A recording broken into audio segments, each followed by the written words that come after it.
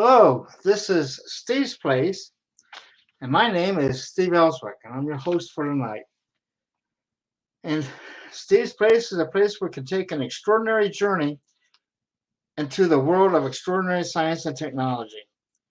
Questions can be submitted through our comment line, but we ask everyone to wait until towards the end, and we open up a question and answer session.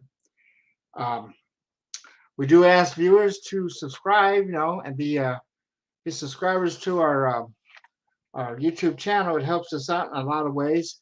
And then when you watch our videos, please click on them if the like thing if you like them. And we have hundreds of DVDs available for free right now to subscribers.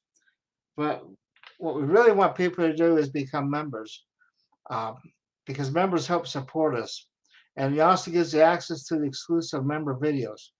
And let me show you a quick shortcut on how to get around our site here.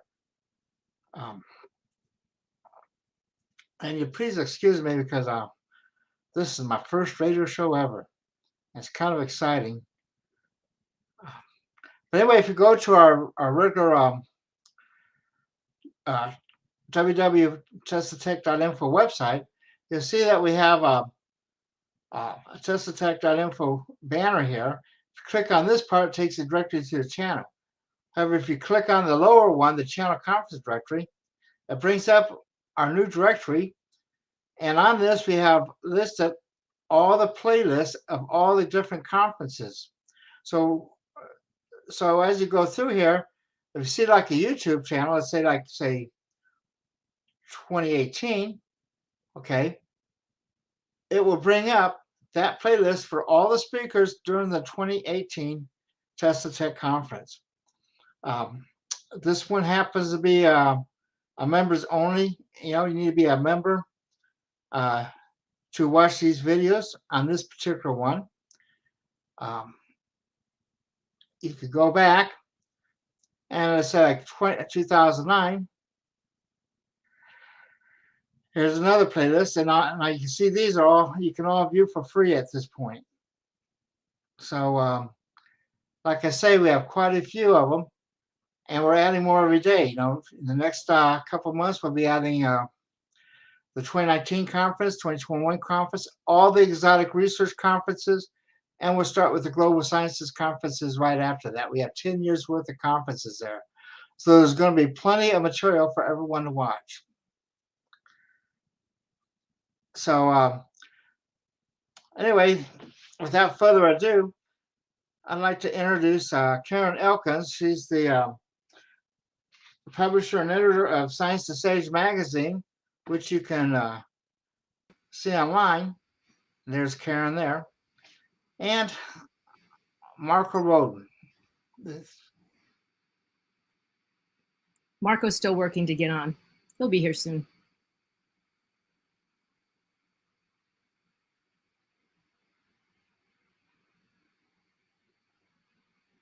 Of things that we have yet to imagine. There he is. Anyway, Karen, it's up to you guys.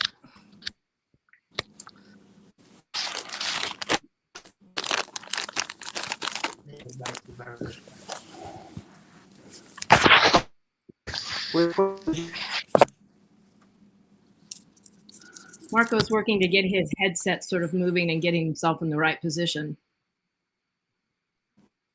Well, Mark and I have worked for the last 4 years to create an issue of Science to Sage magazine, which is sort of more evolving into a book for Marko that shows a lot of his stuff, not all of his stuff, but a hellacious amount. It's like 292 pages of an evolution of thoughts from spirit, science, numerical formulas, cascading harmonics, etc. So we'll go through some of the stuff, and we'll go through the magazine. It's free online at sciencetosagemagazine.com, so you're welcome to explore it at your free will on the magazine site whenever you choose. So if any part you missed, you wanted to go back to, you can certainly revisit it. For a limited time, we're sort of running, if you just didn't like it and you want a hard copy, we're going to be making those available for a short term. So if you like them, there you go. So I'm going to see what we can do here to share. Let's see.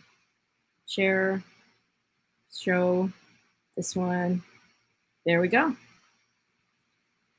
And there's the cover of what we started out 4 years ago evolving. Marko called me one day and said, "Hey, Karen, can I be in the magazine?" And I said, "Can I do an article?" I said, "Absolutely, yes." And the article turned into an exclusive issue, and it kind of turned into more of a, I'm going to say, a book. But we've had fun. He's been humorous. He's got a great sense of humor. And we've worked diligently together with lots of giggles and fun. So anyway, where is our master man? Steve?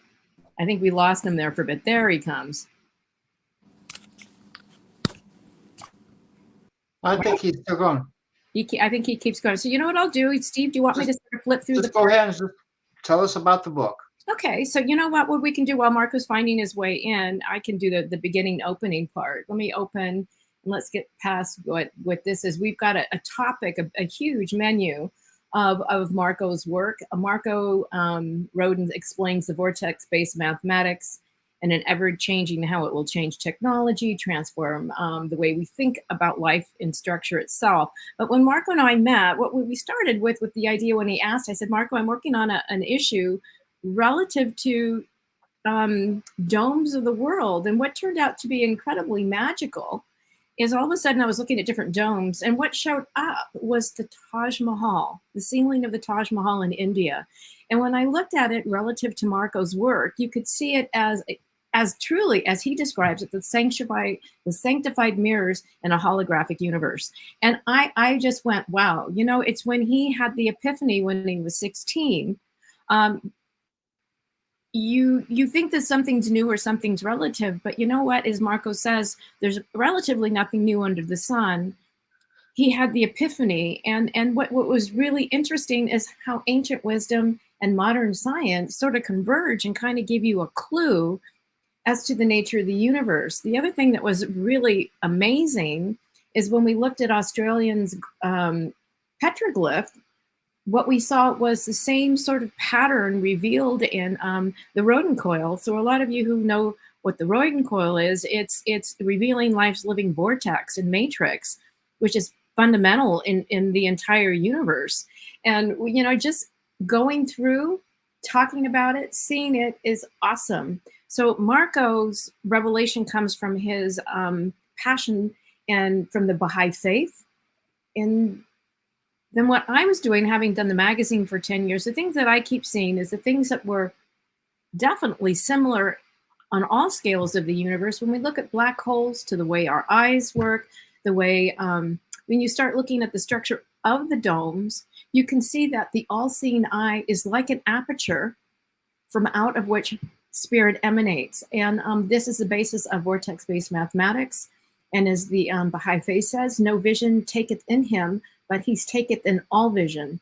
He is the subtle and all perceiving. So that, you know, as we went through, most people know Marko's work kind of more by the numbers, but at the same time, we want to look at it as not just numbers, but it representing spirit really in form. And when we look at the idea of the flower of life or the living matrix, part of what we're doing here is trying to dance you through the way we actually embody it and how it divinely guides us. And a lot of the stuff that you have here is Marko's omnidimensional, sort of multidimensional aspects of how we interplay and dance with spirit. And when we understand it, we can see that light and light itself is an interplay of light. And as his decocubit moves, you can see that these prisms of light reflect different aspects of who we and what we are. But we also see these interplays within all world's religions. It's not as though one has, it's kind of like, I'm going to put it this way. If you look at an elephant, somebody might be looking at the feet, somebody might look at the tail, somebody might look at the ears, but at the same time, it's still aspects of the whole. And so when we look at different cultures, from India to Japan, we can see that there's 3 is key, the vortex is key, and we're looking at passageways and ways into the field. When we look at the indigenous Native American dream catcher, if you look at it, it still looks like the flower of life. It's still the vortex. It's still the weave. It's still that same pattern that we keep seeing over and over and over again. So when we're looking at what we're looking at, so that part Marko could explain, but I'm just as good at that one as he is. So when we start going into the underpinning nested vortices and the things like that, the universe construct, primal points, torus, multiplication tables, this is where we start seeing where he had the epiphany and how it sort of matches a lot of the number series. So what Marko's kind of known for is the W shape, the VW shape, and how the circuit basically goes through all of life. I think that the one thing is I'm a bit dyslexic. So for me, what's really important for me in looking at a lot of these pictures is to see how they show up in all aspects of nature. Whether, I mean, this was from Marko's older book, this first book, and the cavitation. And then when I saw this from the Navy, you kind of see the light waves emanating from here. And you can go, oh, and then when you see light this way, you can see that light creates these geometrical patterns. So Marko, you're here. Oh, he disappeared again. Okay. So this is the oscillating from the primal point where you can see where he calls it the sonophysical cavitation, the primal point of unity in its pulse, which is at the center part here. That's where a lot of people have a little bit of controversy with Marko's book. Some say there is no center. For him, there is definitely a center from which everything emanates, and kind of like a donut kind of like flows out in this imploding cavitational in a liquid sort of fluid way. So here's where we start in this interplay. So when we go from spirit and understanding how spirit flows, then we start looking at the cascading geometry of light and life. And some of this book, this magazine / book, whatever, is kind of an interplay between art, his old book from way back when, which is this, which when I kept going through, I kept seeing, but the other thing that I want you to keep looking at is we keep talking about the lens at that center point. So imagine the aperture is opening and closing, and the field is moving. So you've got the right hemisphere, the left hemisphere, this side of the ear, the left, the right, the nostrils left and right. So when you start the left and right hands, you're going to have to see that interplay of always dancing. There is only one preferred frame of reference in the entire universe, and that's the center point from which he would say spirit emanates. So he calls a lot of this the spirit emanating. So in the beginning, at the epicenter of the universe exists this harmonious black hole that is imploding, and on the other side of the black hole is the white hole, which is exploding, imploding and exploding. So when we look at that, we look at the Earth, we see the top is kind of pulling it in, and then it's coming in and it's coming down. It's no different like an hourglass, and then we can see how time sort of emanates from one thing to the next. There's many ways that we can look at what we call the pinch point.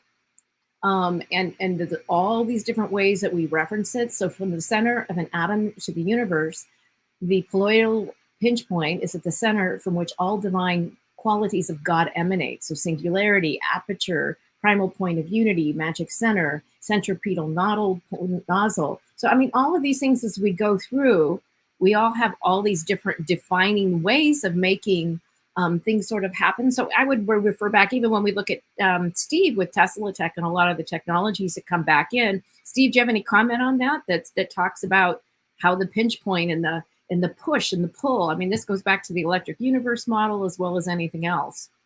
I don't have any comments right now. Okay. I think Mark was about ready to join us almost. All right. Well, I'll keep flowing until he does. What I had to ask when I looked at this with model, there's the old model, and I had to ask, and here's the squares. So the universe doesn't kind of go, as it moves and it twists, it creates more triangular shapes. So when we look at a twist, it doesn't it doesn't go in blocks over. So for him, the reason that it goes in the triangular shapes and why that's so important is we'll see as we go through, because it kind of adds for the flex in the fluidity of the dynamics of how things go. So when we look at the field, the most fundamental shape that exists is the torus, which I think most everybody probably in this audience would understand. It's still the yin and the yang. It's still the up and the down, and the fluid flow. And you can see from here's what he's showing is from micro to macro, as above, so below, is even in most spiritual traditions, they talk about separating the firmament from the firmament, the waters from the waters. The heavier the liquid, the more dense. But also, that's how cell division happens. So when we start looking at the construct and we look at the fluidness, we can see that nature has self-similar patterns, micro to macro. And that's just understanding also the notion of what we call scaling in the universe. So the torus field is the same sort of thing that is modeled from our universe to a planet, to a galaxy, to you, and even to your heart. So all of these are fields within fields, nested systems within nested systems. The thing that was kind of fun for me was when I was trying to look at these shapes and how they created the brain, everything from the buttocks to the shoulders to all of these structures, and even your ribs are mimicking them. So the one thing that Marko and I did dancing through all of this journey was to really look at how it actually not just looked at it with numbers, but how it actually presented itself in nature. And when we did that, then you can kind of see how it begins to ravel and unravel. There was a work of Richard Merrick, who did the interference theory, who did a lot of the yin-yang, positive and negative. It's definitely very correlation to Marko's work, which is great. And when I said this, I thought, oh my God, that's the palatal pitch sitting right in there, right in our gut center. And I thought, okay, so this is where Marko and I would sit there and have the good old chuckle of, our bodies are made out of countless stars of the past. And what gave me so much of the awe was when I started looking again more at domes. We saw the Taj Mahal, but look at this one. You can still see the diamond shape. You can still see the twist. You can see the motion of the weave of the 3D evolution of the torus and how it evolves, sort of this, as Marko calls it, the holographic depo-cubic. It's so funny. I'm being dyslexic. I don't know how many times that man had to tell me how to spell depo-cubic. Anyway, this is where I wish he was here, but he's not. He's still working his way through. Here's the multiplication series. This is stuff you guys can go back when he comes back online. What I would suggest, if you have any questions relative to it, I'd say go to Science to Sage magazine. This one is free online. There's 10 of them that are free. So you can actually, we can go through, you can see this symphony of how everything, though, goes back, no matter what formula adds back to 9. That's the beauty of the multiplication tables. When you see it across all number groups and how it goes back and adds to 9, it's pretty marvelous. Again, when you start seeing it, and when I keep kind of looking, I kind of took it back with Marko. What is nature doing? How does it unfold? How does it do things? So again, this is where we need the master. But one night we were having a conversation. This actually came at sort of the end with all of these different weaves. And I said, give me space. I need a little time. I went and started looking at images. So when you start seeing these geometric shapes show up, and you can kind of not see that here's the weave. It's not just one thing. So this is like how the life of flower works. And then you can see the weaving pattern that actually goes, whether it's the leaf going. And again, when we start looking at positive, negative, what a lot of people don't realize is that this leaf isn't exactly the same.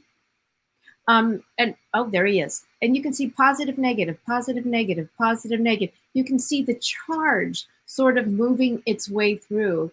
And we have the master. Thank you, Marko.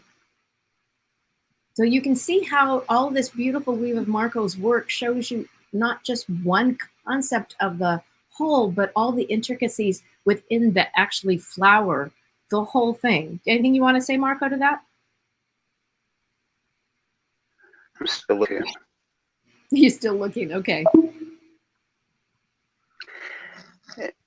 Can you, it's good to hear your perspective. You know, you've invested so much energy and effort into it. Everybody, I like to hear where you're coming as you develop it, as you understand it. Well, I don't. You know me. I'm not the math whiz. I'm just kind of more the visual person who likes to find pieces and puzzles so that I can see it. So why don't you explain then? I had to change it.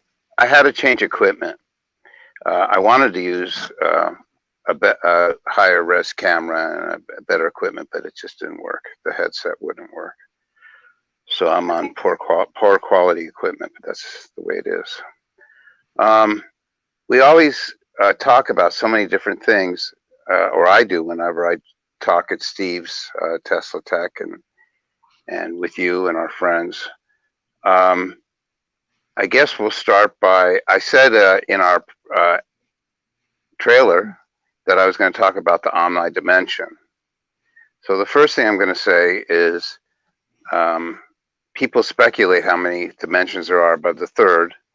I actually consider the third to have three axes, X, Y, Z. Time is an artifact or an attribute of mass and matter, and I don't give it its own dimension. And it's integral to mass. And then above the third dimension, I say, so I said I would talk about the Omni Dimension. And there you're looking at the, no. Well, yeah, that's fine. You're looking at this at the Dandelion puff. An old friend of mine years ago, when I first began, I mean years ago, back in the like 84, 85, said, this is the Dandelion puff principle. Her name, I think her name was Karen too. And she called it the Dandelion puff principle, how spirit emanates like a queen on chessboard in all directions, omnidimensional. It's an attribute of God to be omnipotent, omnidimensional, omniscient, all-seeing. Sometimes it's called the eye of providence. And so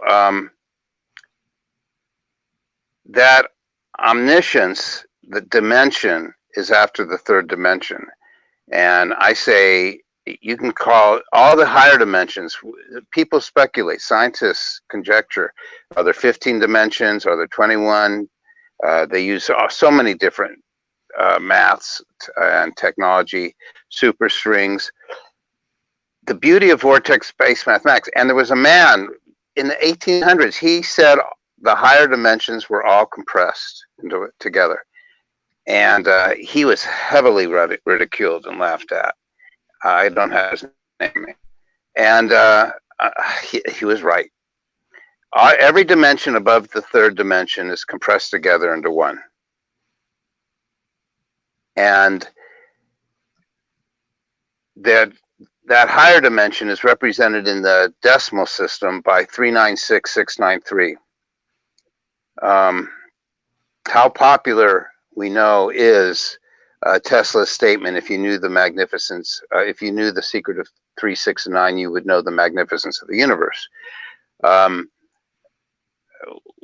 Why vortex-based mathematics is the best, bar none, is because it separates the 3, 9, and 6 from the 1, 2, 4, 8, 7, 5. It shows that base 10 is two separate systems, two separate worlds that are woven together. And when you realize that and you isolate them from one another, their stage moment of event occurrence, when you keep them in separate, so there's a good example. I was looking, Mark, what I was looking for is we have this one where you see the layers, where you kind of can understand the dimensional layers of your work. Is that more accurate, a depiction? I'm thinking this one, and I don't know if the other one. That's this on my computer. Okay, I'm just trying to like give people visuals as you're going through. The 396693 on the torus skin is where the higher dimensions nest, and that's a higher dimensional flux gap space. That symbol there, we have so many names for it. Looks like a VW, but see how the red 396 is separate from the green? We don't show any numbers on the symbol there, but I'm sure we will later on the talk as we go through more pages. My main focus in this book that Karen and I, it was actually not a book, it was a special edition magazine article. It just grew, as she must have already shared. the 396 is a completely different world. See how the 3 and 6 end in the middle of nowhere? You can't have something physical or mechanical or material or concrete end in the middle of nowhere. That's because 3 and 6 are the magnetic field. 9 up at the lines up over this. I'm going to go back to 9 because that's we have that. That's right. I think we have it. We not gotten there yet. There you go. 9. Sure. Okay, that's the 9 above the 0. Vertical straight line. It's an upright axis. It's preferred frame of reference. It makes a diamond. Diamond represents perfection. It is the W axis. Maybe I should explain to everyone listening. A lot of people are already familiar with my original discoveries and my explanations. But that symbol, it has all the knowledge in the universe in the smallest amount of space attainable. It's all knowledge, all compressed. Now, people think wrongly. In fact, everybody thinks wrongly, no matter who you are. You can be a computer scientist, you can be a hacker. Everybody bought into the same false bill of goods that you can count in any base number counting system, and that it's irrelevant, doesn't matter, and you're wrong.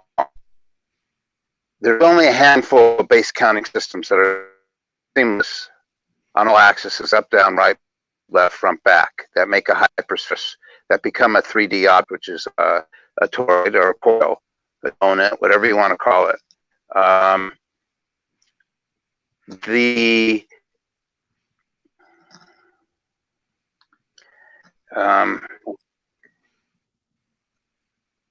You shouldn't turn until I specify, because then I can't go to the next point. All right, sorry, because we've gone through this, just so you know, but I was just trying to think you'd mentioned a Torah, so I thought I'd give him one. Well, why don't you jump ahead much farther into the book? Why don't you go to like page? So that funny VW symbol, why don't you go to like page, yeah. Okay, so. This is where we went through, where we were. Keep on going. I'm gonna go to Taurus. This is the significance of 9 that you see in the universe. You want to be in this section? Just keep going. This is the hypersphere. This is how. Keep going. That has to do with the quantum computer. Keep going, and material science. Stop there, I guess, because I think I'll start with the basics, and then go to the next page, and I'll go to the Taurus.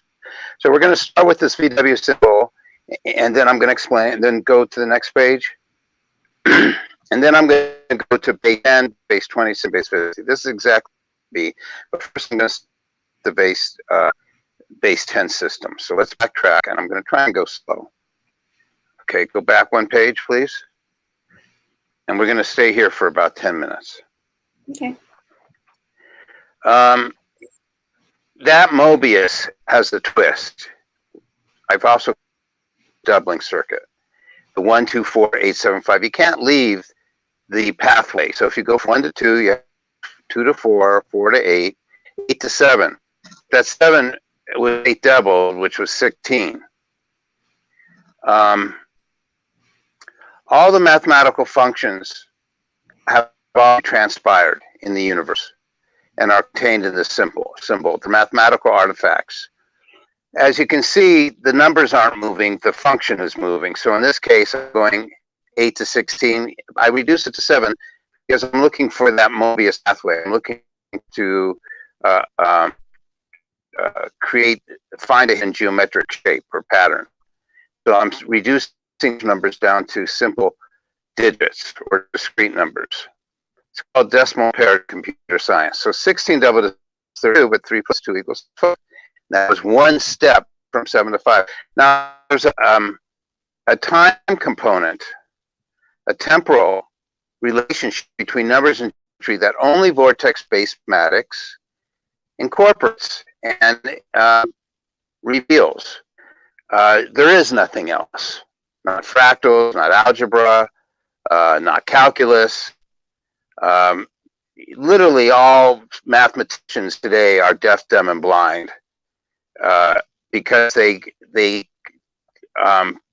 interject too much man-made artificial mathematics. This is nature's mathematics because numbers are real. Nature's expressing herself with numbers. So each step turns into a tile, into a time component in a geometry. And it's like gears, and that image, don't go to the next thing. I want to still stay here. But that to the right with the gears showing the numbers as what happens is the spirit emanates from the center of mass. Every time it rarefies and pierces the torus skin, it creates a number. Everything, all math that I am doing, everything that I understand and comprehend and I'm sharing in vortex-based mathematics is based on being tethered to the core, following the pathway that the axis that spirit is emanating from. And that emanation of spirit is the W axis.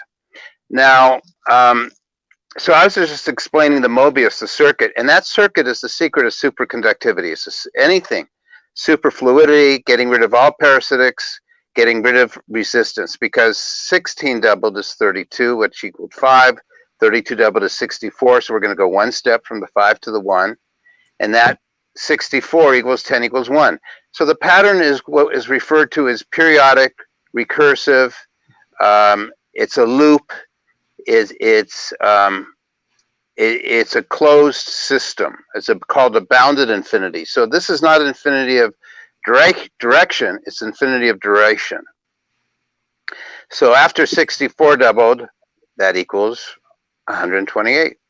And one step from 1 forward is to 2. And 128, 1 plus 2 plus 8 equals 11, and 1 plus 1 equals 2.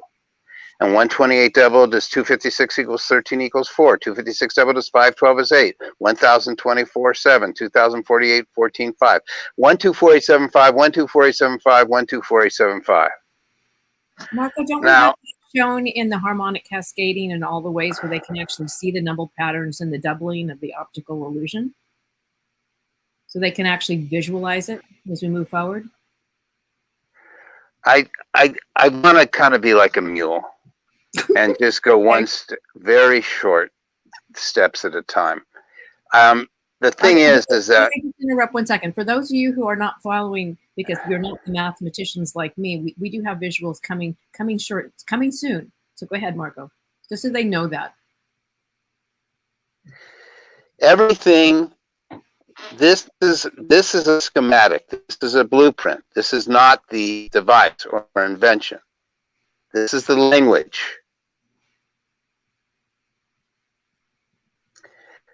The 0 is where those two gears are touching at the primal point, and the 8 gaps in the center that do not touch those two, the splines of that conductor. There's a hole there. And it's a vortex well. Nothing goes through the hole. Everything goes around the lip of the hole. Always. From a black hole to water going down a drain, it defines the hole by being on the outside of the hole. Now, let's see where I wanted to go next. On the same symbol, I'm still dwelling on it. If you follow around, go from backwards 1 to 5, that's 0.5. 0.5 is 0.25, still equals a 7.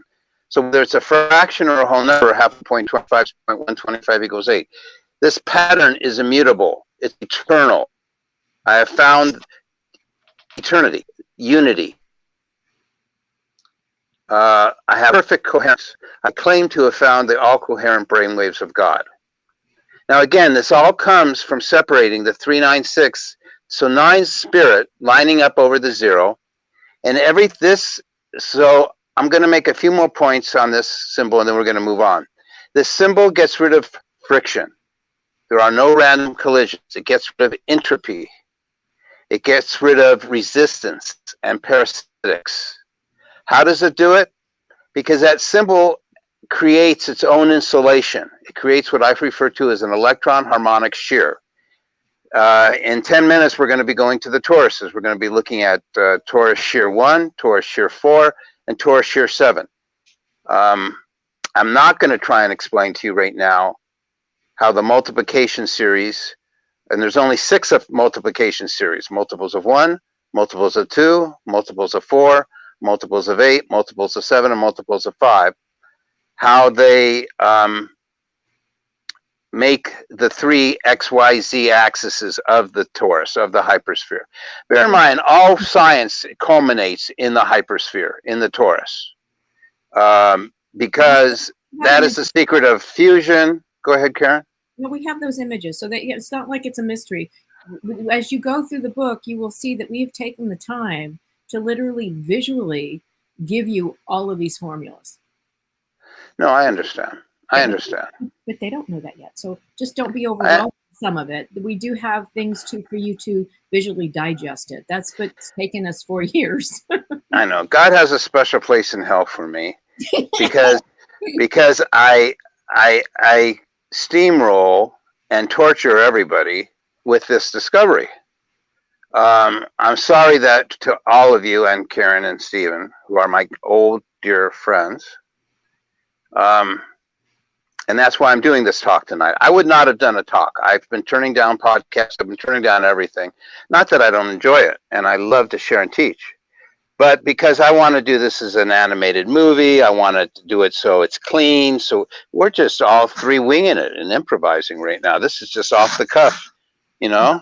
But with that, part of why you and I teased each other for 4 years is because I'm not a math person. I'm a visual person. So through our collective and combined efforts, Marko would give me many lessons and I'd say, but I need to see it, leave me alone. I go back, come up with images and I go, am I right? And you go, yeah, or I was or wasn't. So this is a dance between the 2 of us to show you, literally to show you his formula and how it actually presents itself in nature.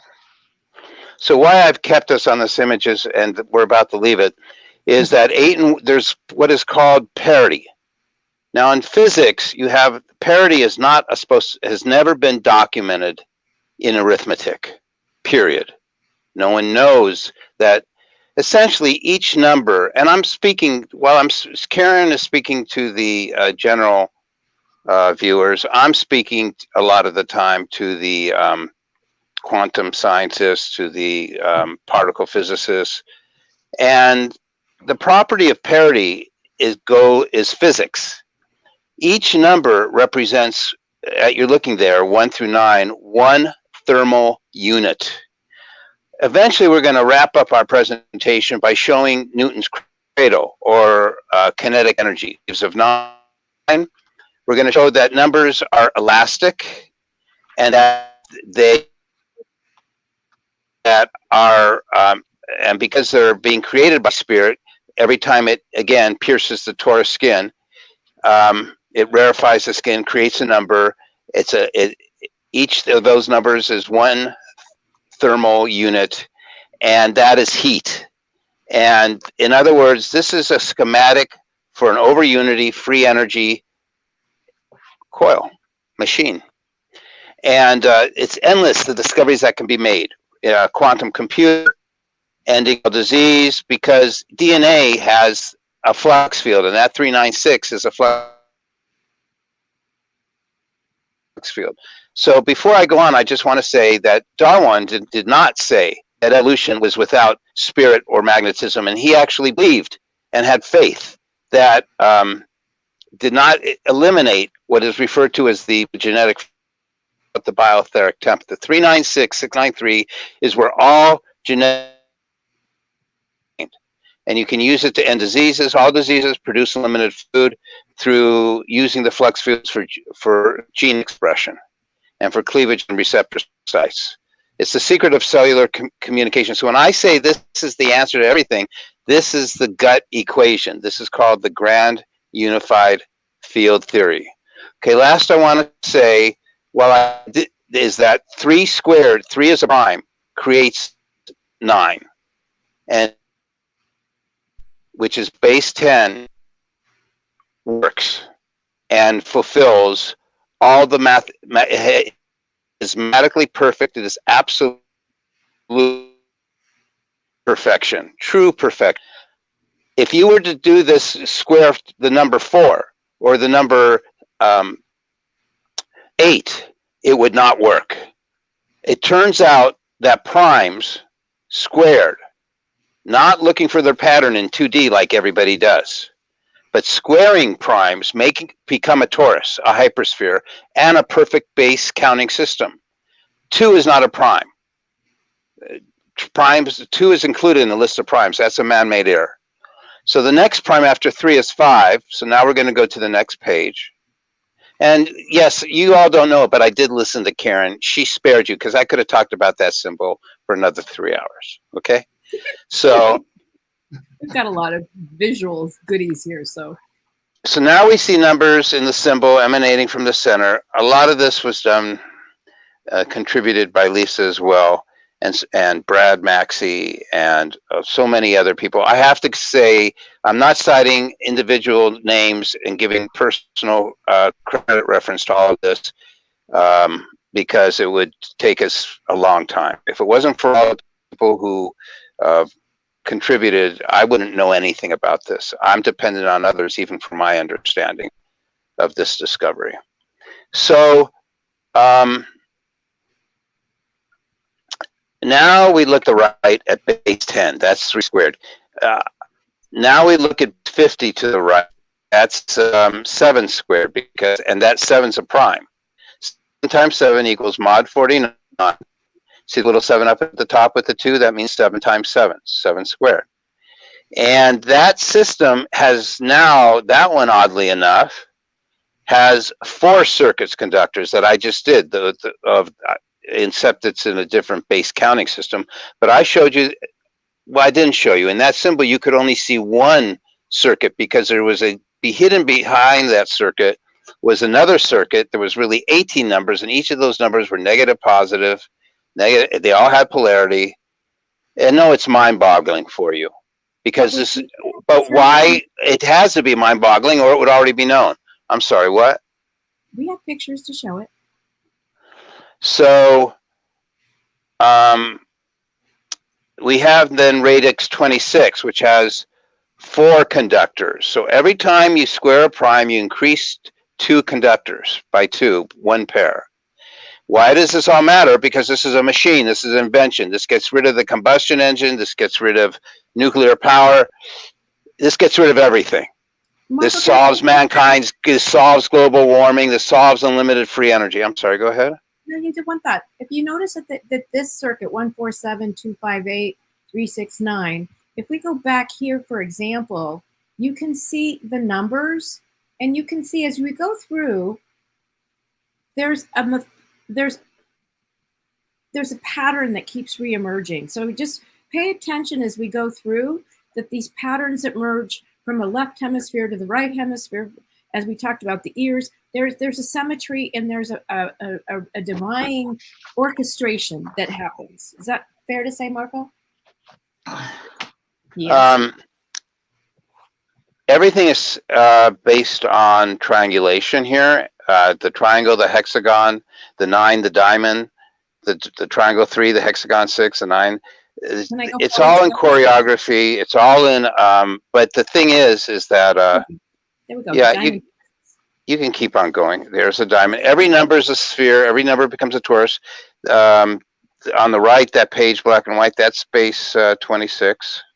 Can I make a comment here, Marko? Because this is something that when Marko and I were working and talking, I said, this must wait. I want you to talk much slower. Okay, so when I was looking at these squares and I was looking at all the numbers, light, he's reflecting within these diamond squares as a refraction of light. And if you look at spirits, it's the sea of mirrors. It looks like there's 1,000 lanterns. It's just the little waves on the water, all reflecting the moon, or the sun in this case. They're at the core, the whole, the axis, everything is aimed at, and that's like a parabola antenna. It has to be focused. All these numbers are focused on a single source. They're all acknowledging and worshiping God, kneeling and prostrating and adoring.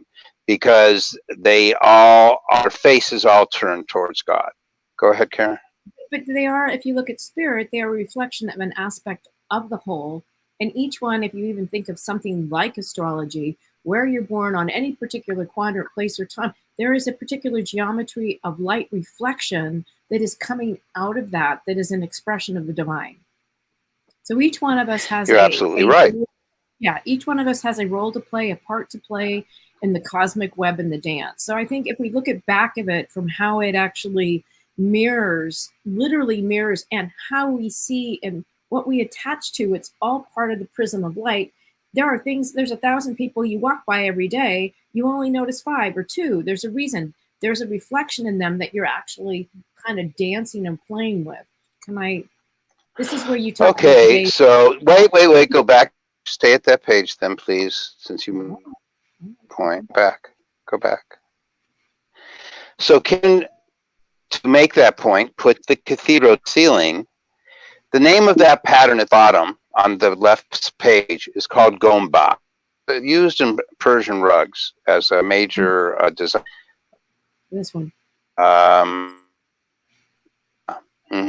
That's also the vesicle, the shape it makes, a cat's eye or a diamond. That's a net, which is a branch of math and matrix theory. And so what happens is I was able to give one number to each tile. I did it in base 10. Yeah. I'm not going to say his last name because I don't want him to get inundated or disturbed, and he's a professor and he doesn't want. But Aaron discovered base 26 and base 50. I did base 10. He advanced this discovery much further. In fact, the only reason I'm sharing this information is so all of the mankind can advance this further and apply it. In fact, there's a man on YouTube who's been doing very good. I think his name is Stephen Bear, and he has some videos that he just put up. I don't know. I hate to distract us, but anyway, I'll put a link. I'll put a playlist on my YouTube channel, and you can see what he's been doing. He's very religious too. He's not a Baha'i. He's not espousing the Baha'i faith like I do, but his math is excellent. It's based on vortex-based mathematics. He calls it fractal algebra based on vortex-based mathematics. Russell Blake wrote a paper on this of Microsoft's advanced operating systems called the mathematical formulation of the Rodent Coil. Karen, I looked tonight before we started the presentation. I didn't see a link to that paper, the algebraic paper. Would you, when you have some time, would you put that up in the back for me, please, to that whole paper so that everyone can read it? You don't have to put the paper up, just a link to it, because it'll be it's over 70 pages. Essentially, Microsoft's senior researcher of advanced operating systems and director of advanced operating systems said I had the most coherence ever done in mathematics. That's the tip of the iceberg. Okay. All right. Okay. So stay here for a sec. So because I don't want to move too fast. So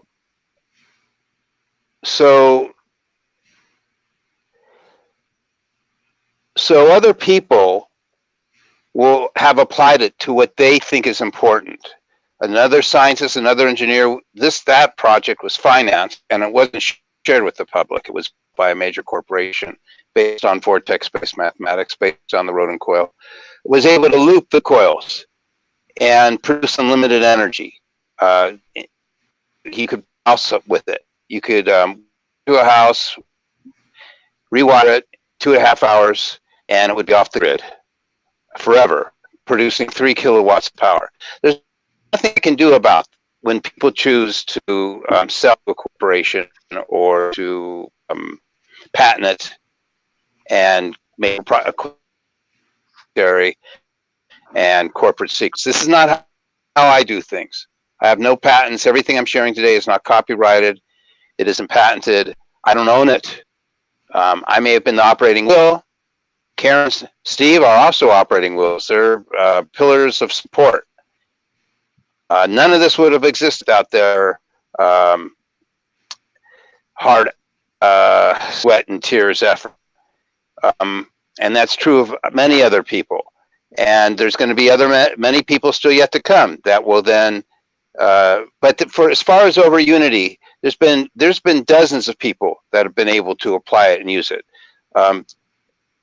Right now, the purpose that I'm working on is a quantum computer, a perfect computer, and I've already done it. That's the Deco Qubit. That's this design. So, Marko, let me make one comment. But when we get back to the back end of the pages, Marko has generously put the correct winding of the Rodent Coil. So for those who are looking to do that, it's there.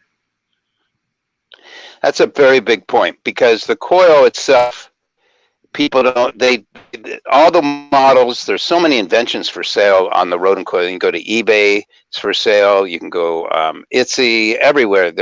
People are marketing it, and they've done great jobs, and as best, and it's not their fault. I never explained it in a way that everyone could understand it. But I don't have the back. I'm not backed. Everything I do is so Marko, the other thing script is and saved to do it. I think if I'm going to promote, let me make one point. No, hold on one second. Go ahead, Karen. Understand, you are going to show up at Tesla Tech Conference. That will be there, and so let's support Steve here in saying that your intention is to show up at Tesla Conference between August 11th and 14th. Which is really super. Right now, he's even got a super duper special for Valentine's Day, which is like 35% off. And it's quite the sweetheart deal. So if you want to come see Marko during that time, I would highly suggest you do that. And we'll have a printout of the coil. So there you go. Anyway, so continue. So that's the test conference. That's this 22 August. And at testtech.info you can, and I'm going to go. I don't normally go to conferences. I haven't gone on conferences in years, but I'm going to this one because I am going to discuss the correct winding. So the windings that people do today, they do a symmetry of the winding. That's they make the coils all spaced evenly around themselves. That's wrong. The backbone has to be abutted against the and it's a harmonic shear, natural insulation. And in the center, which offsets the whole thing, is the gap space where the higher dimensional underpinning nested vortices occur, the flux fields. We'll see pictures of that. Okay, we can move on. Yeah, because this goes back to how we start seeing your pattern in nature and the Fibonacci series, and it's beautiful. A top professor, top in the world, Professor Scott in pathology at the University of Hawaii.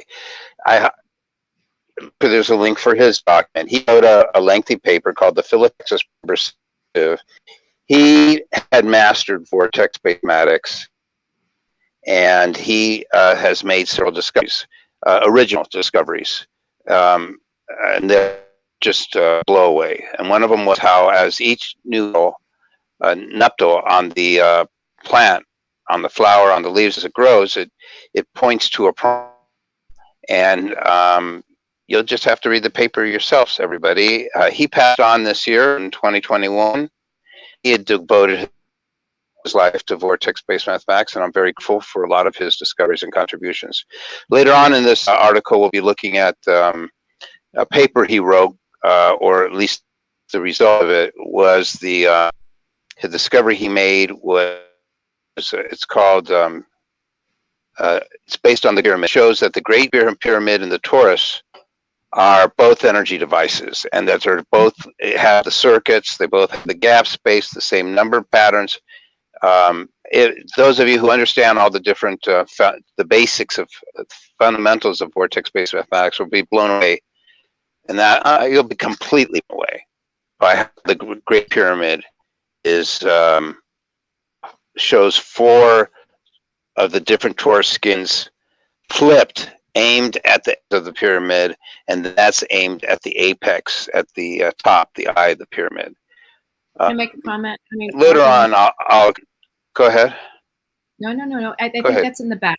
That was you were excited about Hartek's work relative to the Book of Enoch, and also Keon Wynn has been assisting you with creating the patterning and stuff, which is really great. What's interesting to me when we go back to the diamond phase, which is the phase, the diamonds are key for the facets, which are actually, if you look at it, the same shape as a pyramid. So the pyramids are prisms of light, and why they're basically structures that you see all over, mimicked in every culture and every civilization, and why they're essential for light prisms. I mean, just think about it: the yellow, green, blue. If you pull on the corners of a diamond, it's like an accordion. It can expand, it can contract. If you pull on the sides of the diamond, which is a square, then the warp and weft, you rip and tear it. That's why a diamond is how 3D space works, not a square. But go ahead. No, that's kind of like if we look at the whole idea of how nature works. Here's that diamond shape, here how it literally moves around the circumference. And depending on where it is, which goes back to the prism of understanding, we begin to see the patterns in nature.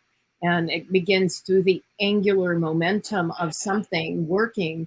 You begin to see how nature literally unfolds itself through prisms of light. And so this was an issue we did, The Construct of the Universe, which has Scott Nelson in it, which if you go to the magazine, you'll be able to click on it and get that way. And you'll see the full range of literally the geometry and how it maneuvers, and literally we see it one dimension, but it folds. So we're on page 74. I'd like you to click on your link there. I want to see where it takes us, please. I'm not sure it will take us right where we want to quite yet. It should. It should, but you know what? Sometimes I'll go back and check it. It doesn't seem like it wants to, but I will say, if not, you know what? It's not, but you can find it on Science to Sage. It's right there anyway. So let's go back here for a second. This gives you the speed rate. It gives you the geometry of how you can see patterns. I do these illustrations. They were done by Professor Nelson. Oh, they weren't? Okay. I'm not. No, I think they were done by Professor. Yeah. I think they were. But this is how you actually see whether a plant has. Professor. Huh? No, this is where you can tell whether a plant has 5. This article is called The Phyllotaxis Prime Number Sieve. And it's a scientific article, and it was very well done.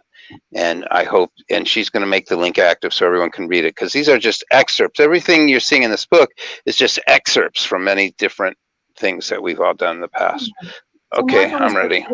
Was in this issue a while ago, so we added, instead of adding the whole thing. This is kind of an interesting sort of understanding of all the chessboard and the tilings and the visual ways of how lives. I mean, you can see this person or not, and completely not see this person.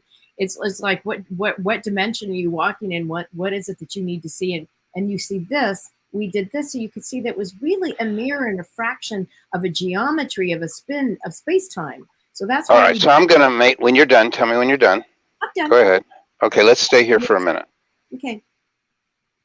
Say that again, though. You're saying, so I'm looking at we're looking at the second family number group, positive 825, in the illustration to the right. Those are numbers on the tiles. I think it's a very beautiful illustration that when you added that they're mirroring, that they're effervescent, that because they're reflecting the light from the center. You can see the rays. Those are the rays of spirit. You can see the little sun in the center. You can see how it's making a decompressing vortex. You always have compression first. Decompression always comes last. You always have implosion first, and then explosion last.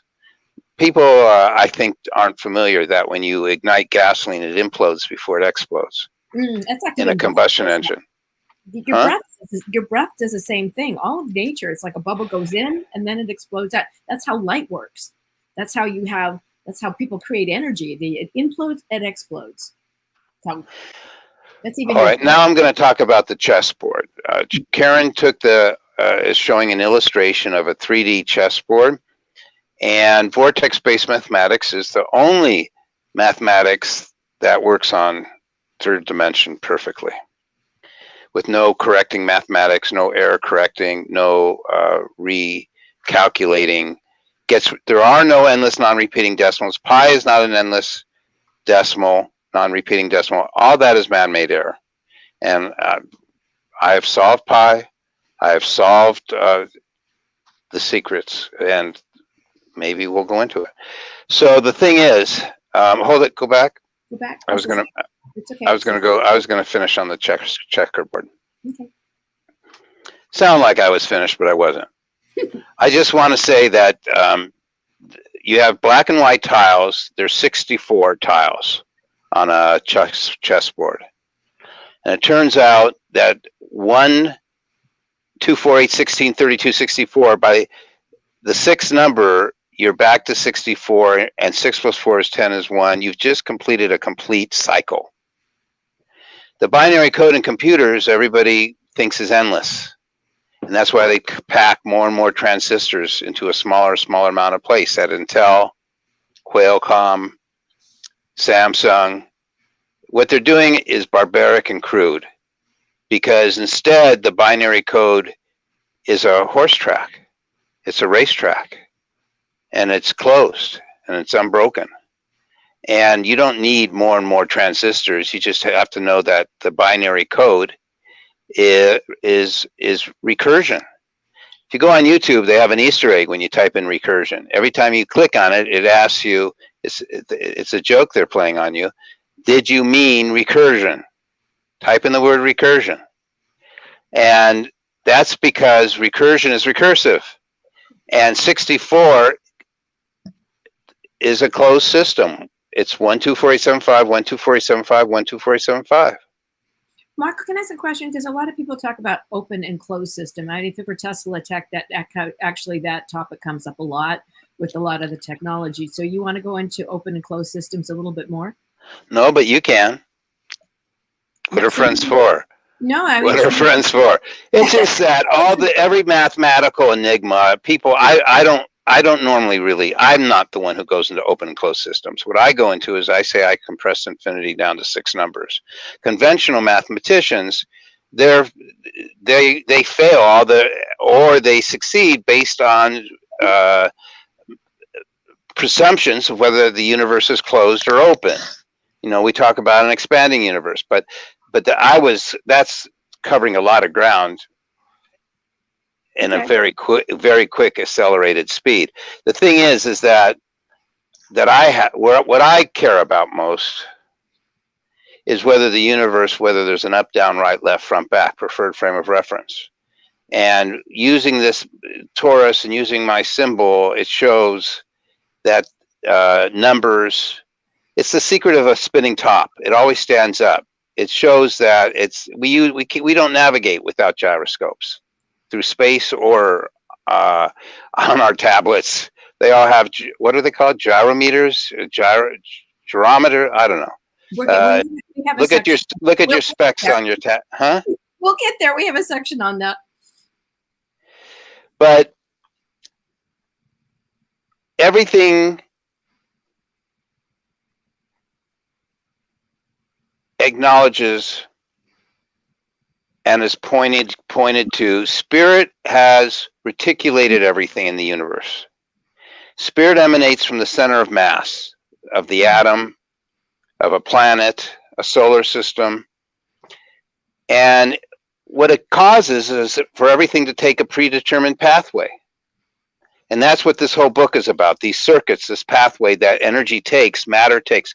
Doesn't matter whether it's water, doesn't matter whether it's electricity, doesn't matter whether it's planets in the solar system. They all are following these circuits, this predetermined pathway of implosion, explosion, a vortex. That's why water going down the drain looks like a hurricane or a tornado or electricity.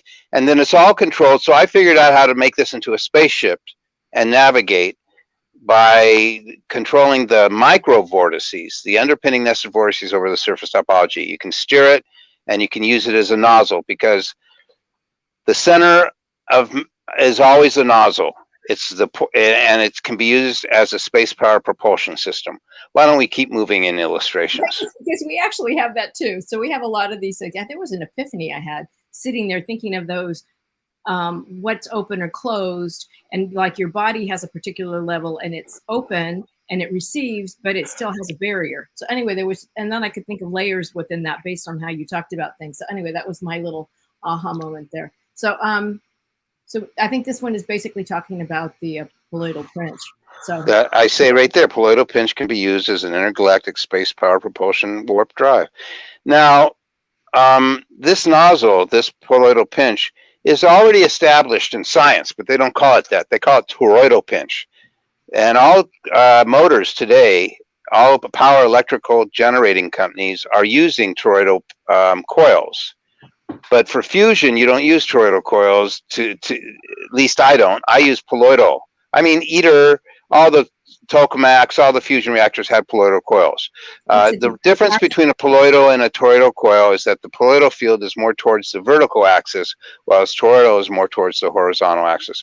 Oh, I never finished saying, I want to make one point again. Earlier when we were talking, I was saying that bilateral, on that VW symbol, well, remind me when we come back to that I want to talk about bilateral symmetry. Okay, let's keep going. So there's a hurricane, a tornado, all those pinch points. Again, thank you, Karen, for help with all of these images. We had fun. Here's the 396 to the left. It's very important that 3 and 6 never touch. They're always, so this is not, the base does not have a line between it. The enneagram, they put a base on it. That's wrong. That was done by man. In the true enneagram, the 3 and 6 can only connect to the 9. They cannot. 3 and 6 touch. So 3 can touch 3, it can touch a 9, but it can't touch a 6. And same with 6. It can touch a 9 or a 6, but not a 3. And then to the right, you have that 1, 2, 4, 8, 7, 5. The wings of the bird. Mobius, I call it the doubling circuit or the Mobius circuit. And then in the center, you have the numbers and you have the polarity. And if you click on it, does it actually switch? No, well, no, only when I did this is not the one we can do that one. It's not it. Okay. So, and here I'm calling it God's cipher key, huh? No, it is on the website, on scienceandsagemagazine.com on your page, where we've done the interview where we did 3.5 hours explaining, and I used, instead of the magazine, I did it more as all the overlays I did. So you can see it that way. Okay. So in this page to the left, oh no, stay there. Well, stay, no, go structure of life. You're fine. I'm fine with it. Whatever. Okay. You have bilateral symmetry, and that's a property of physics that has nothing to do today with existing mathematics. They have missed it entirely. I've figured out how to combine parity, bilateral symmetry with, I've combined all the branches of math together. And by using this symbol, there are no longer separate branches of math. Algebra, calculus, arithmetic, number theory, they're all one. Marko, the one thing we tried to do on this page is show you the dimensionality of different things, to show you how things are literally going in and out. So it's not flat, but that's every one of these is a positive, negative, and that's how nature works with the polarities.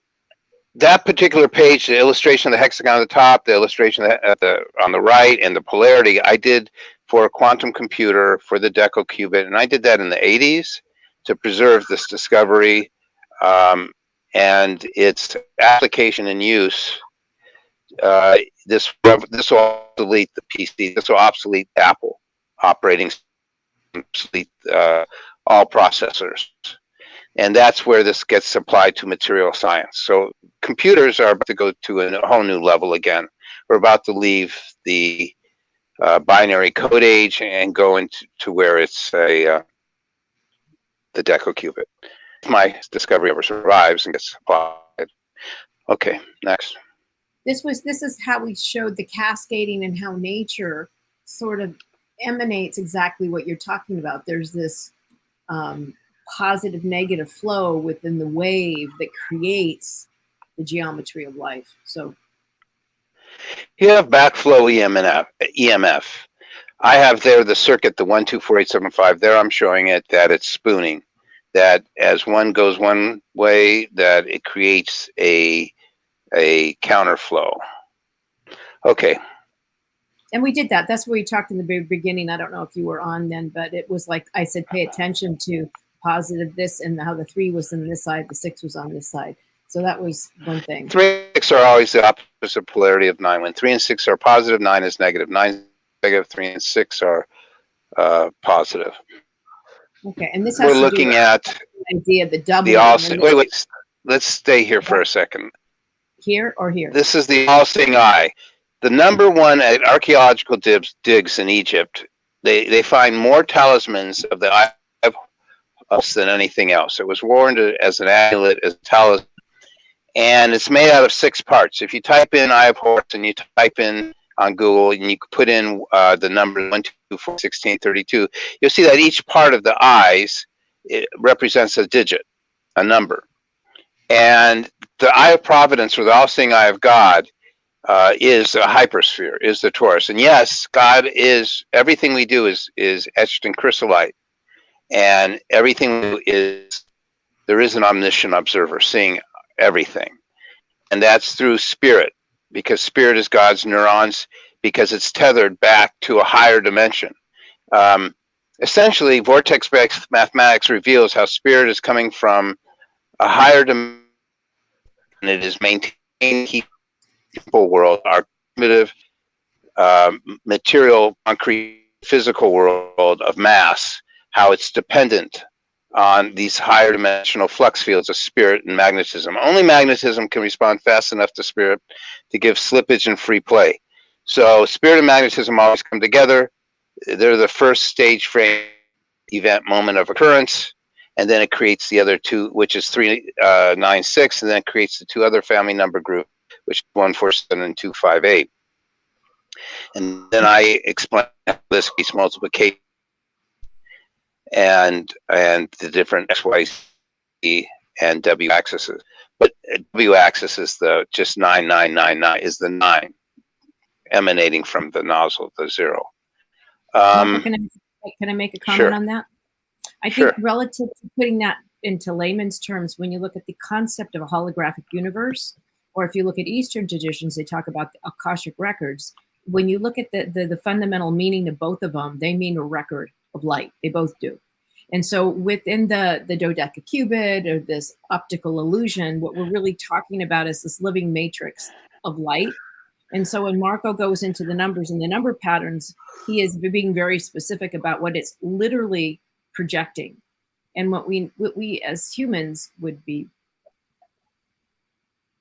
what I would say, you know, if we want to be mindful of what we're actually light being, what we're beaming, what we're expressing, we are fundamental expressions of that one source of light.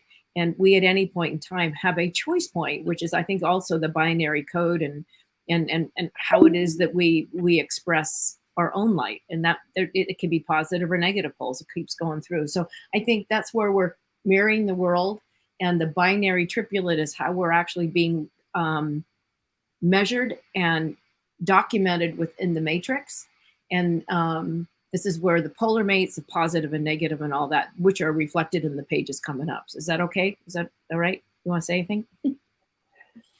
Well, I enjoyed listening to you, and I enjoyed hearing what you have to say, but if you're supposed to be the safety net for everybody, that they don't understand me, I think that, and you've just explained it clearly, and in layman's terms, I'd say they're in big trouble. Well, I think it's important because that's how I'm beginning. That's how you and I danced through this whole thing, because I had to understand all your technical stuff and put it into a way, Mr. Rodin, that I could go, wait a second, I had an epiphany on that. I got to think about that. Otherwise, I wouldn't have invested my 4 years in you. And I kept having epiphanies and getting my lessons. All right. As long as we're on this page, stay on this page. Wait. Oh, no, you can go to this page. No, go to this page because it still has it. There's the pyramid. Doesn't connect on the base. 3 and 6 again. The enneagram doesn't connect on the base. By the way, the enneagram is peeled off this torus. If we were to pull it, there is nothing that is not explained or in this, but I can only talk about so much so fast at a time. Wait, stay here because I want to mention something now that is very important. And you're going to go to illustrations to it, but if it's on my mind, I better say it now. Okay. In Egyptology, this pharaoh in his pyramid, in his tomb, has his treasures. Has a boat, has his food provisions, his favorite dogs, all in preparation for the afterlife. I'm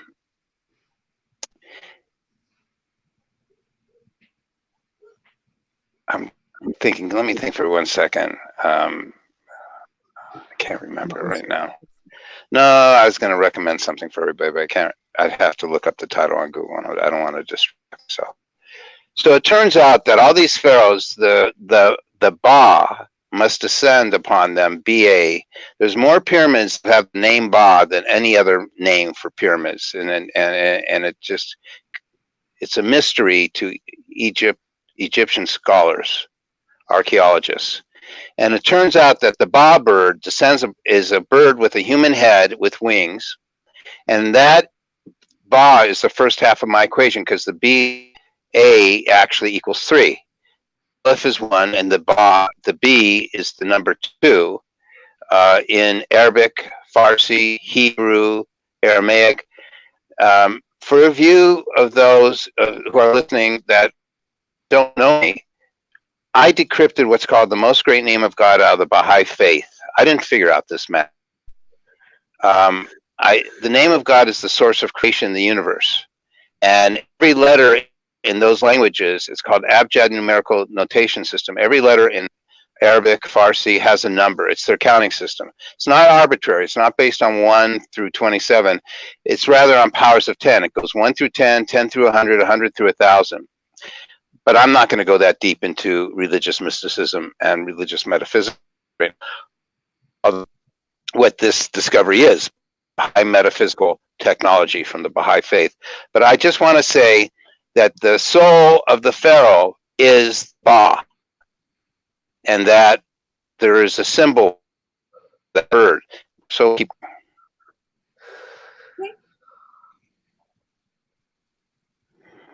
So the yin and yang is, again, that 396. The boundary condition between the black and the white is the number 9, which is always invisible. So much knowledge, so much wisdom is in the those illustrations showing the triangular 10 system. How can you have a binary code 1, 2, 4, 8, 16 triangulated? The Mobius is wrapped around a triangle, and it pretty much ends the argument to all hackers and all complaints that the binary code is binary. Sorry, it's not. Okay. Let's keep going.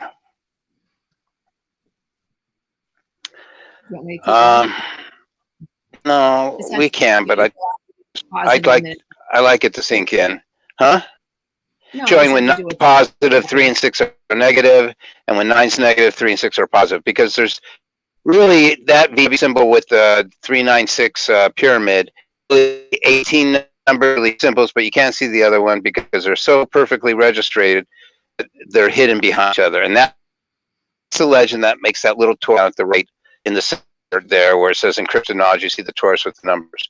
That toroid number map, that decocubit, everybody, ends our nuclear age that we're in. It ushers in the time of harnessing it. We never, ever today, all we've ever learned the secrets of the atom. And this is going to take us to the next rung on the ladder of human civilization, the next paradigm. Okay, I'm ready. Female, male, we think we're opposites, but what matters is that we're in phase to the third most important part, which is God. And spirit emanates, it is God's handiwork. It emanates God. I don't want to confine God, but so as and female and harmonically travel phase to the God spirit, which is the foci in the center. Okay, now stay here for a minute, because this goes way back to the rudimentary basics of this discovery. Some of you, since I did my first Maui class, that was 4.5 hours that went viral on YouTube, are familiar with this. That everything emanates from the center outwards. There's the bilateral symmetry. So multiples of 1, it's polar. These are called polar number 8s. The opposite is 8, is because multiples of 8 are going down multiples of 1. Multiples of 1 to the right are going up multiples of 1. 1, 2, 3, 4, 5, 6, 7, 8, 9. But to the left, 8, 16 equals 7. 32. 3 times 8 is 24 equals 6. 4 times 8 is 32 equals 5. 8 times 5 is 4. 48, 12, 3, 56, 11, 2, 64, 10, 1, 72, 9. It's the same pattern. When you can't see the pattern unless you reduce it to a single digit, to discrete numbers. But the proof is that all multiplications, and that they line up, they become an X, Y, Z axis, and the W axis is the 9 in the center. Right there, knowing that, and then it took 25 years and a team of scientists that I put Scott Gosler,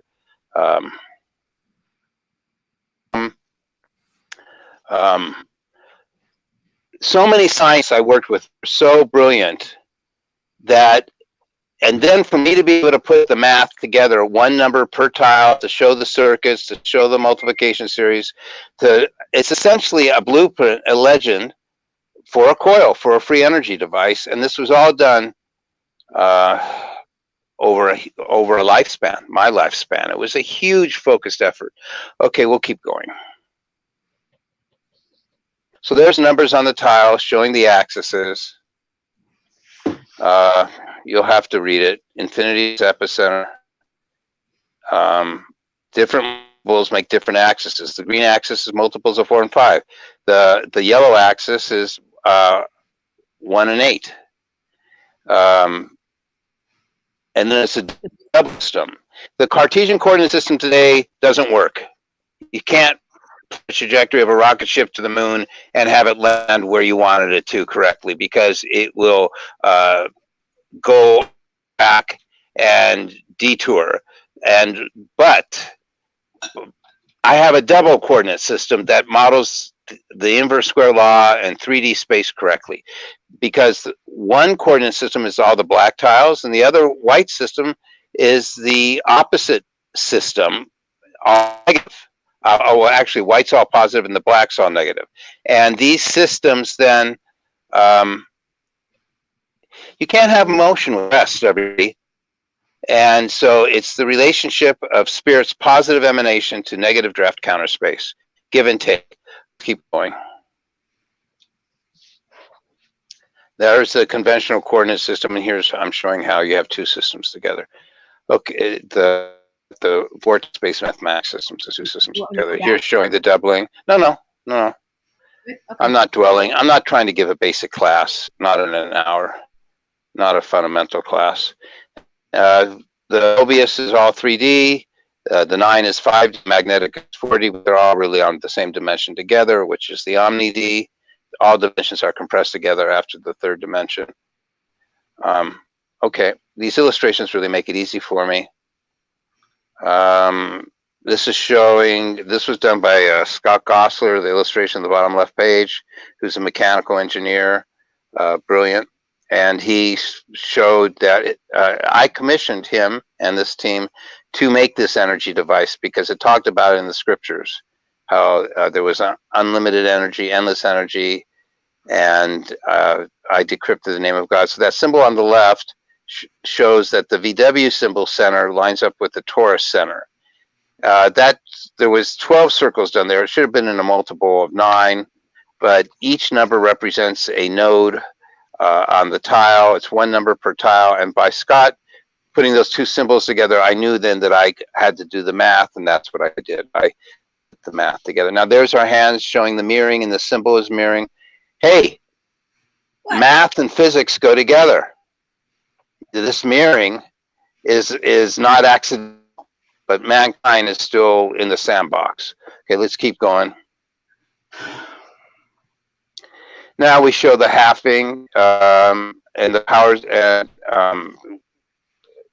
Yet they always reduce to the same discrete number, which is the top row is 1, the second row is 2, the bottom row is it's hundreds, and the top row is 1. Yeah, ones. The bottom row is hundreds, and the top row is ones. The middle row is hundreds, and the bottom row is tenths.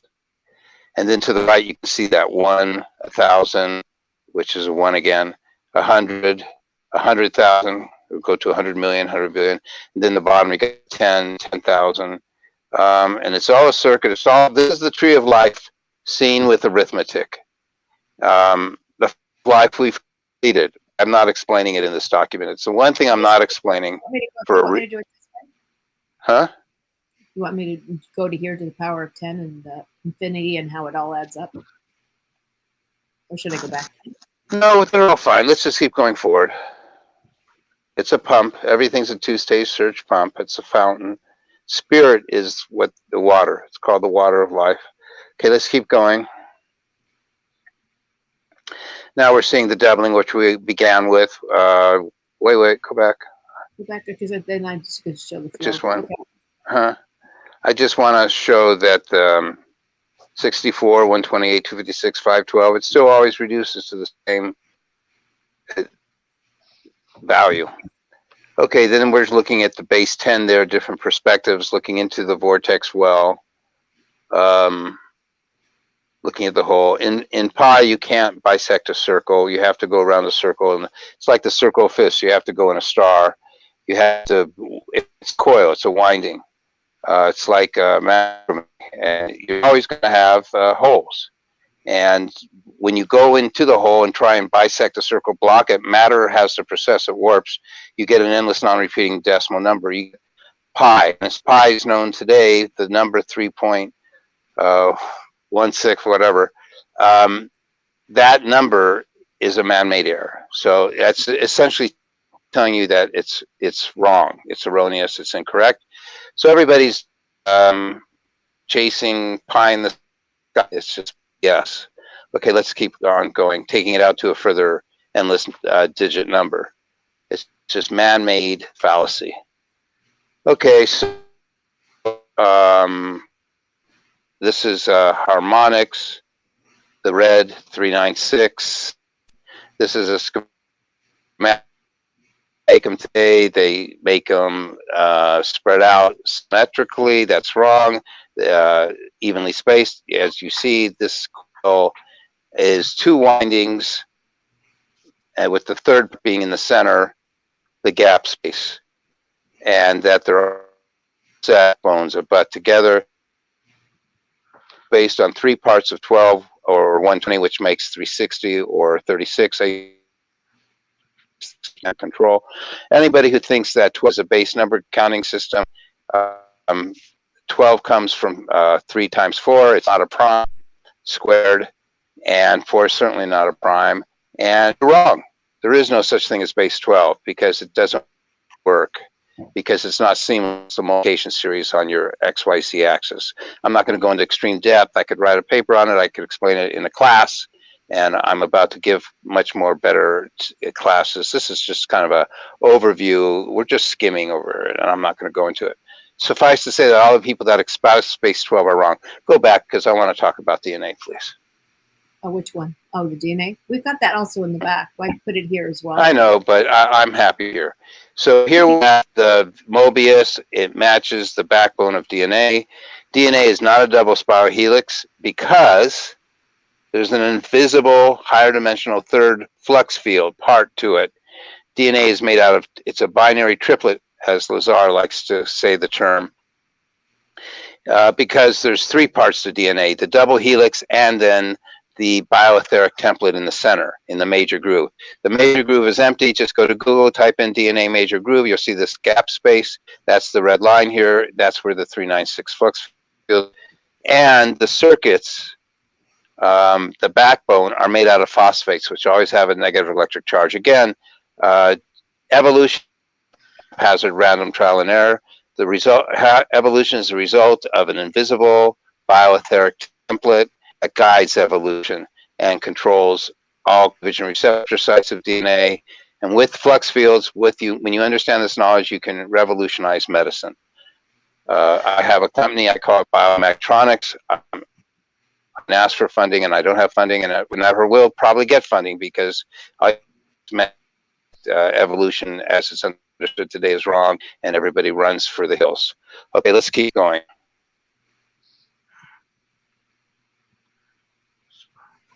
We're going into spires. Spires are important because spirit, stay there for 1 second. Okay. That's just the intro. But it isn't just the intro, because look, you have that linear emanation to the right. Okay, spires are the result. Warpage, curvature, spires, twisting comes because there's something traveling a straight line that's offsetting it. It's being reflected by spirit.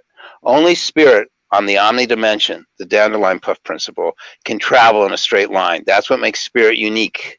It warps everything else. So all mass, all matter, all planets traveling through space precess, they warp, they curve. That's why it's called the curvature of space-time reality. So we're looking at the spires, and I mapped the spirit spires. Has ever done that before in conventional Western civilization? This is a complete new discovery and new realization. What, Karen? Why don't you tell them what the ceiling is up there? Why don't you tell them what the ceiling? Why I picked it. That's the Chile Baha'i group in America. And the Baha'i scriptures, again, is considered by me to be infallible, freedom from error. And so I found a math that is infallible and free from error. If there was ever one mistake in vortex-based mathematics, it would go in the trash can. It should be totally discarded. There is no errors. That's why I have such amazing peer review that are at the end of this document, and that's just the tip of the iceberg. Well, the cool part, not only was at the ceiling, but when we were looking at the spires themselves, and you can look at the lens of a camera, again, you can see the aperture opening and closing and being able to visualize and literally see the spin and the angular degree of. So wait, go back to that picture. So what is surprising, which should surprise everybody, is that as in our eye, as in a camera aperture, which Karen just mentioned, and bear in mind this aperture is the basis of everything. When we eat, it goes in and out. If you don't have a hole, the system dies. It shuts down. You have to have this vortex, this positive one-way stomach flow. It is the basis of all life. It is the basis of all matter. And that hole, as it constricts and gets smaller and smaller, never touches in the center. It gets small enough in a camera to block a photon of light, a ray of light, but it never touches in the center because it's in apertures, and apertures never touch or close in this. All they do is get smaller and smaller and smaller. So in a black hole where all this planets and solar systems sucked in, out the other side, they don't evaporate into the pure, actually form systems because they've been spun around, blended together, mixed, and stirred and reprocessed. And what it is a reprocessing system of renewal. And so our bodies are made out of countless endless stars of the past that went through countless black holes that became countless white holes, and we're made out of stardust. Okay. The diamond, again, this is very important. Only the double axis, and that represents perfection, and that's the source, and it's one thermal unit. Okay. I could talk. There's the boundary. There's the boundary electronic harmonic shears where the spires, as they go around, they never touch each other until they've done many revolutions. That creates a harmonic shear. That's too hard for everybody to understand because you're still learning about novices. Masters, and you learn about the shear and how there's many revolutions before the conductors actually touch. And, they never really touch because And it's always represented by the same number. In this case, it's 1, 1, 1. Next one will be 4, 4, 4, because 1 times 1 is 1, 2 times 5 is 10 is 1, 4 times 7 is 28 is 10 is 1. Go ahead. What, Karen? No, I was thinking when we were working and I was looking at all the different sacred spaces, and then you begin to see how they were structuring the geometry to hold this intense fabric of this massive. What I like about that drawing is the changing aspect ratio, that they're getting wider like a wavy bow tie, like a python snake. Which is also, expansion and contraction is significant. Huh? No, it also shows scaling, but also when you start looking at the origami, everything has a fold, and the boundary conditions. Then you begin to understand that within these boundaries, there's a particular fraction of light if you look at it circularly. And then when you see the fold, like when we look at the chess table, then you can kind of see how these different angles of things within it begin to actually make sort of more of a broader statement. So Marko, one night we did this, sorry, my little bad art there, but it's like, okay, what do you want me to do now? So Marko, explain this one. You see here, you see the numbers and how they add up. Well, I think that will just suffice that there's 3 Great Pyramids, there's 3 Tauruses that all combine to one, and they all cycle. And I think I'm not going to explain all the mathematics. I will save it for another moment and opportunity if it ever comes. Suffice to say that the geometric structures never changes. That the red lines are the world boundary conditions that are compressing and decompressing of the underpinning nested vortices. Bear in mind, everybody, it's not just the major 2 top vortices, but there's micro vortices throughout, and the micro vortices actually sustain it and keep it respirating and breathing. This whole thing is heat dissipation. If we didn't have our system would incinerate and self-destruct. That's blowing heat out into the there's and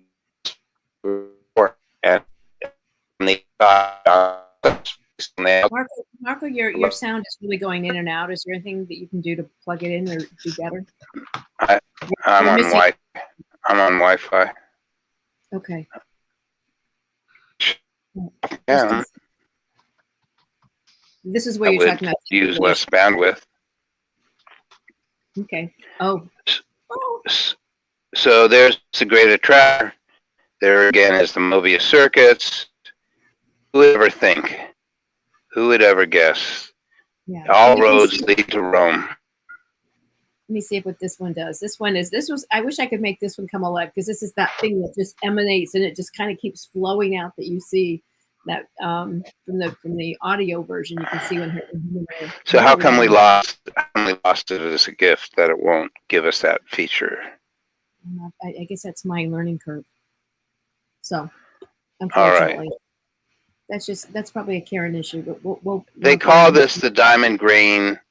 It's the underpinning geometry of the universe. It happens to exist in diamond grain close packing in 3D space. It applies to superconductors. They're showing the spirals. We'll keep going. This is all way beyond a basic introduction. It actually shows how things sort of emanate out from the center. Here I was trying to show how things were much more dimensional. They're critical. This is my favorite stuff. Almost none of my students ever learned this or mastered it because it's so far along and advanced. But go ahead. But I think it shows, dimensionally, it shows a little bit of the flow, second, third, fourth, and this circuit that's emanating through, again. It's the clock of time. It's the clock of time. Yeah, you can see it circulating. Spirit is the clock of time. No spirit. If you take away spirit, the universe would instantly become destitute and cease to exist. All mass, all matter is dependent on spirit. But then we talked about the gyroscope. Go ahead. No, it's good. And then you can see it in the universe and how it's actually moving and dissipating, and you can see the heat and the, yeah. Anyway, so go ahead. I'll be quiet. The book itself is on its own. The right-hand corner is the downline puff principle emanating. It looks like a spiral. It isn't. It can go in a straight line in diameter to the outer diameter of the hypersphere. Right. All of you, the science of hypersphere is a man. I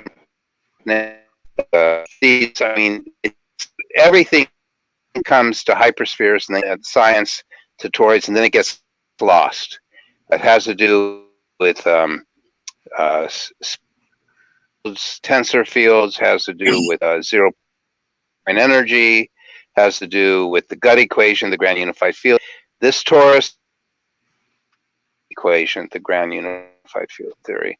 But let's hope it survives this time and this knowledge doesn't get lost. I hope you will back up the video, and I hope you all order the book in PDF. Download the PDF. So there's circle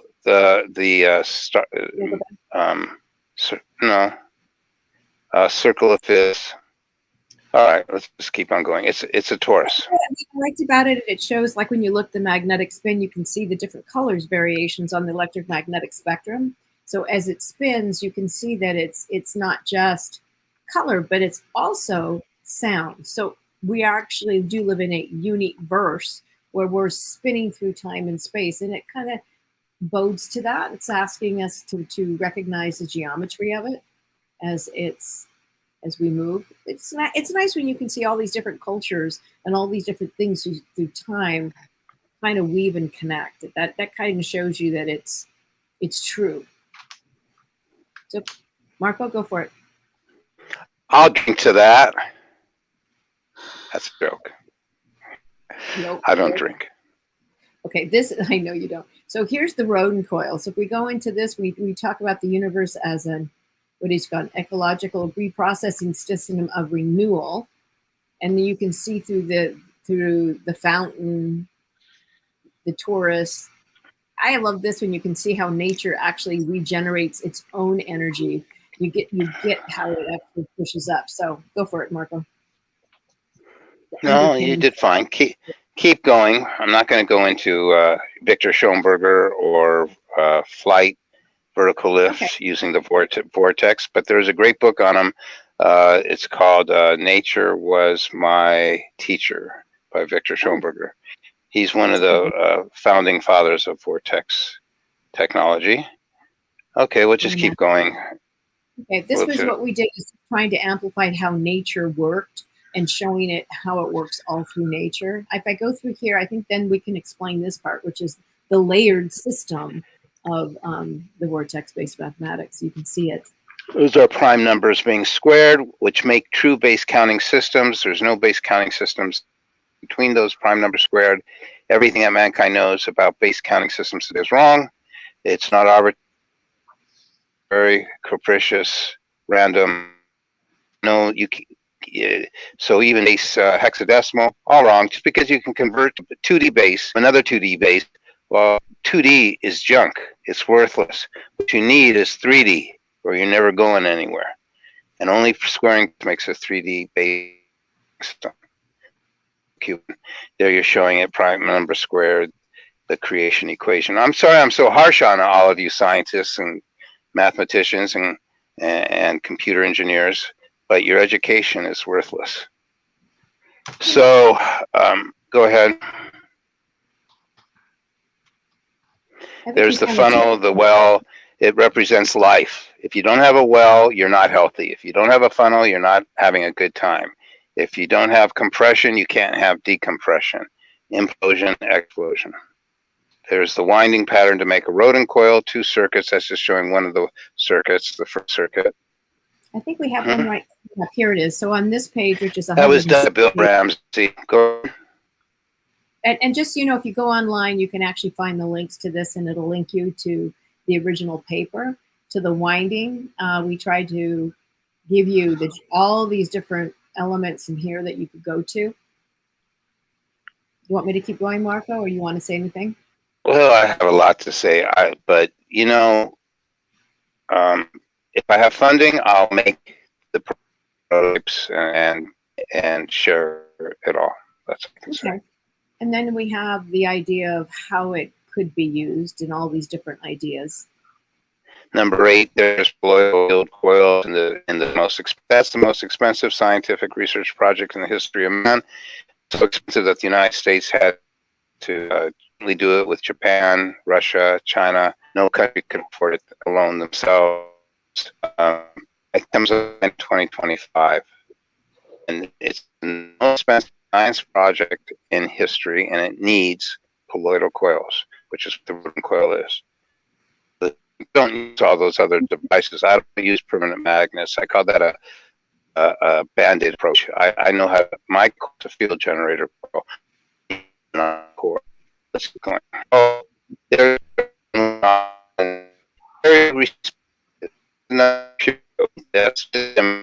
Marco, we're getting about every huh?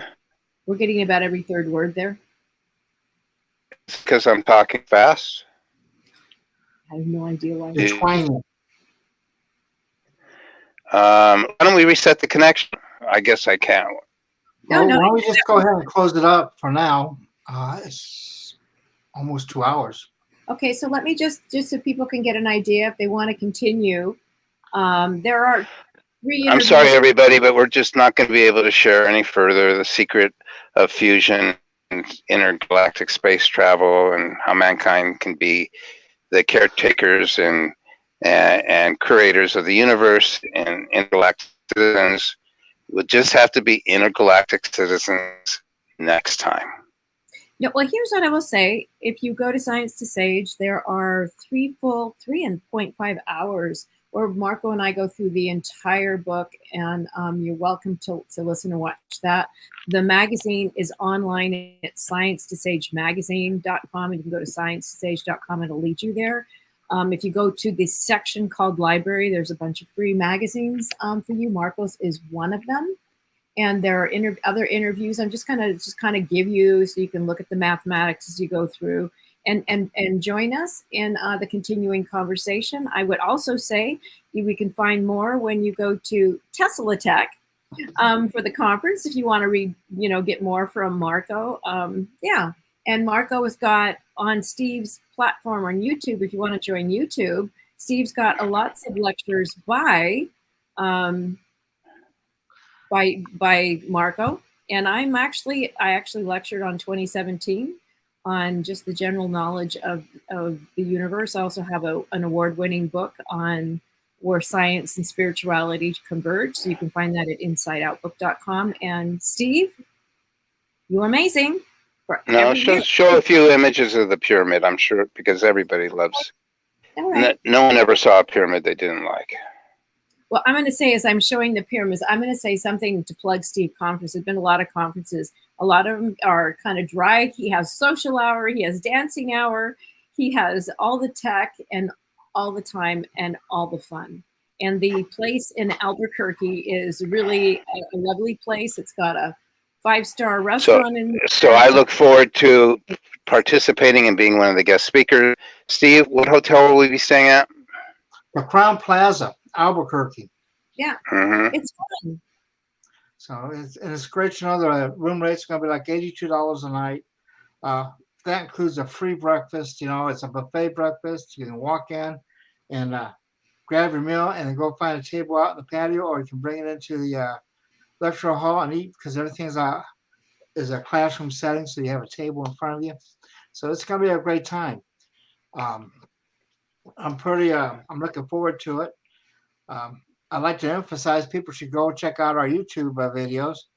I have an index on my website, www.teslatech.info. Just go to the directory, and there's a lot of Rodent Coil material on the 2010 conference, and I think during the 2018, Karen.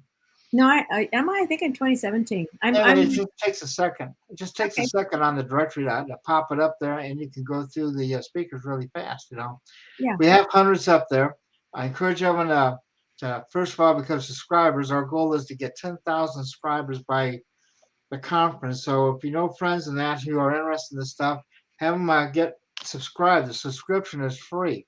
Now, if you want to watch the videos, our exclusive videos, that's a membership that costs $9.95 a month. But we're putting literally hundreds of videos up there every month, and you can take and watch them.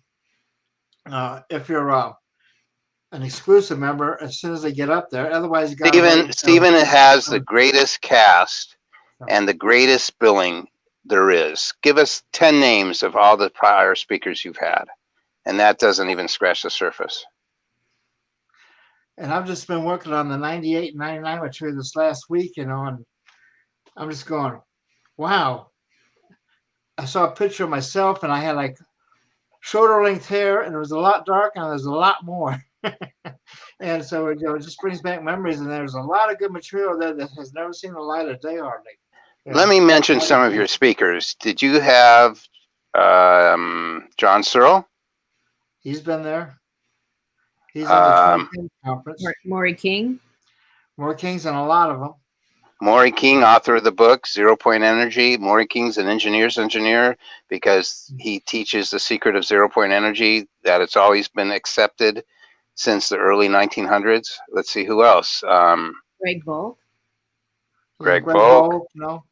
But I want to say one thing that I think is really important. What Steve does, which is very distinct, he covers many genres. It's not just high tech. It's also consciousness, but he also covers wellness devices. So at the time when maybe there's some controversy or some hesitance with what we're thinking and doing and how we heal, Steve is a conference where you can do new technologies, but you can also look at devices. Part of my fun thing is if something's over my head, I will go out into the conference area. There are people with more healing devices to give you more samples, more fun things. You can sit there on a magnetic table, a Tesla table.